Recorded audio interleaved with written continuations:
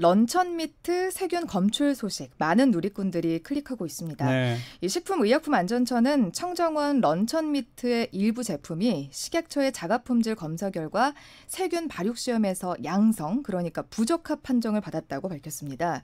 이번 검사에서는 세균 배양 유무만을 확인하는 검사였기 때문에 정확한 세균 종류는 확인되지 않았는데요. 예. 일단 식약처는 해당 제품에 대한 판매 중지 명령을 내렸고 또 소비자와 거래처에 회수 협조 요청을 내린 상태입니다. 아니 근데 런천미트가 깡통 속에 들어있는 햄이잖아요. 그렇죠. 근데 거기 어떻게 세균이 들어갔을까요? 자, 상식적으로도 요즘에는 그 통조림 제품들이 다 멸균 상태로 만들어진다고 알고 있잖아요. 예. 그런데 이 해당 제품도 역시 세균이 전혀 검출되지 않아야 되는 멸균 제품인데 예. 발견이 돼서 참 많은 분들의 걱정을 자아내고 있습니다. 그리고 이 햄이라는 게 전연령 모두 먹는 제품이기는 하지만 특히나 면역력이 취약한 영유아 또 어린이들이 즐겨 먹는 거기도 하잖아요. 그렇죠. 그래서 더욱더 걱정을 많이 하시는 것 같습니다. 해당 업체에서는 뭐라고 대답합니까? 그 대상 관계자들은 출고될 당시에는 멸균 검사를 다 거친 정상 제품이었다 이렇게 밝혔고요. 자체적으로 실시한 검사에서는 전혀 문제가 없는 것으로 확인됐다고도 설명했습니다. 그러면서 소비자 불안을 해소하고 불편을 최소화하기 위해서 식약처 요청에 따라서 해당 제품을 판매 중단하고 회수하는 동시에 원인 규명을 위해서 조사를 진행하겠다는 입장을 밝혔습니다. 철저하게 해야죠. 예. 자, 또 다음 뜬 뉴스는요? 요즘 미세 플라스틱의 유해성 이야기 많이들 하잖아요. 예. 근데 우려가 현실이 됐습니다. 미세 플라스틱이 사람의 대변에서 처음으로 발견됐습니다. 이 현지 시간으로 22일 영국 가디언의 보도인데요. 오스트리아 환경청이 유럽과 일본, 러시아 국적자 8명을 대상으로 진행한 연구 결과 모든 대변에서 미세 플라스틱이 검출됐다고 합니다. 한두 사람이 아니라 모두? 네, 예. 8명 모두 대변에서. 여기서 말하는 미세 플라스틱은 크기가 5mm 미만인 플라스틱을 말하는데요.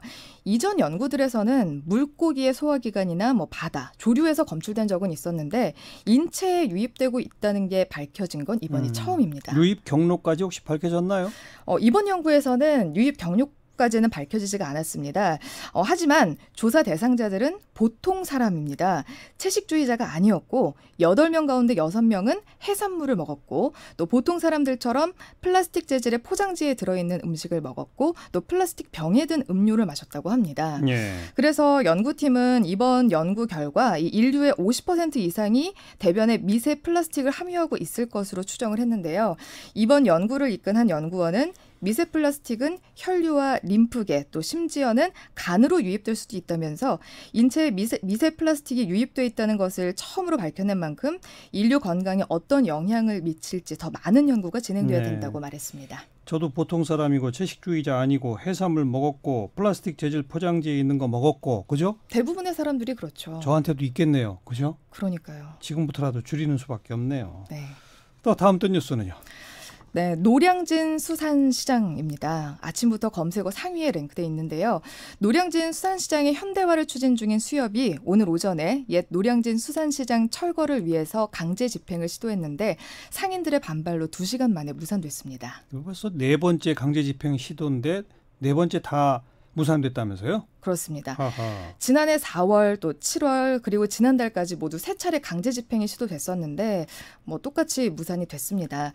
시설 현대화 사업을 마치고 지난 2016년부터 신시장 영업을 시작을 했는데 일부 상인들이 반대를 하고 있는 겁니다. 예. 구시장에서 영업을 하겠다는 이유인데요. 그 이유가 신시장의 임대료가 비싸고 또 건물 구조가 영업에 적절치 않다는 이유입니다.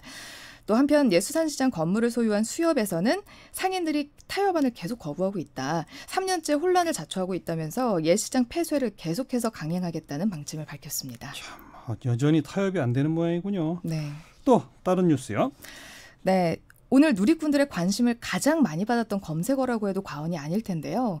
트로트 가수 한사랑 씨 대종상 대리수상 논란입니다. 어떻게 된 거예요? 그 대종상 영화제가 어제 열렸습니다. 영화 남한산성의 일본인 작곡가 겸 피아니스트 류이치 사카모토가 음악상을 수상했는데 네. 원래는 이 남한산성의 제작사에서 수상을 하려고 자리에서 일어났는데 동시에 영화와 관련 없는 트로트 가수 한사랑 씨가 무대에 올라간 거예요. 예. 네, 그래서 일각에서는 누구지? 하면서 관심을 받기 위한 돌발 행동이 아니냐 이런 시선이 있었습니다. 진짜 영화랑 전혀 관련이 없는 사람입니까? 한사랑 씨가 그렇게 밝혔는데요. 어. 한 매체와의 인터뷰에서 류이치 사카모토를 알지 못하지만 대종상을 주최한 한국영화인 총영화회 한 간부로부터 부탁을 받고 대리수상에 나섰다 이렇게 밝혔습니다. 예.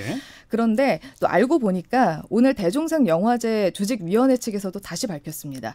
남한산성 음악상의 한사랑 대리수상에는 문제가 없다. 수상자가 맞았던 거죠. 예. 이 조직위가 원래 이 류이치 사카모토에게 상을 받으라고 연락을 했지만 연락이 되지 않아서 각 협회 추천을 받아서 대리 수상자를 선별한 거다. 하지만 어떤 이유로 한사랑 씨가 추천됐는지는 아직까지 밝혀지지 않고 있습니다. 예. 그래서 많은 누리꾼들은 왜 아무 관계없는 사람에게 대리 수상 의뢰를 하나, 또 조직위의 일처리가 황당하다, 또 한사랑 씨도 억울할 것 같다 이런 반응들을 내놨습니다. 여기까지 수고하셨어요. 네, 고맙습니다. TBS 서현미 아나운서였습니다.